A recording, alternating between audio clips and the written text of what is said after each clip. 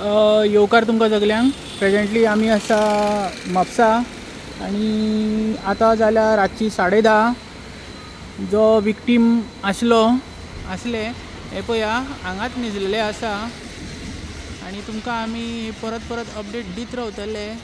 विक्टिमाचो demand आसा जे प्रकरण तेजे वांगडा घडलां तेजेर इन्क्वायरी जावची आनी FIR लॉन्च जावची, पण आजून सुद्दां कितें निर्णय जाल्लो ना।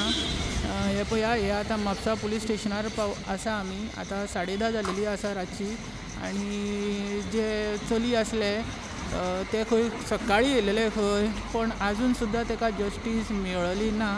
तर कन्सर्न एथॉरिटीन ह्या प्रकरणाचेर नजर दिवची, तशेंच जे प्रकरण ह्या चेडवा वांगडा घडलां हाका जस्टीस मेळपाक जाय आसली। खंयसर तरी गोंया राज्यान जस्टीस सारकी मेळना लेडिजां खातीर। आनी तुमी पळयता गोवा रिपब्लीक 24 तास। देव बरें करूं।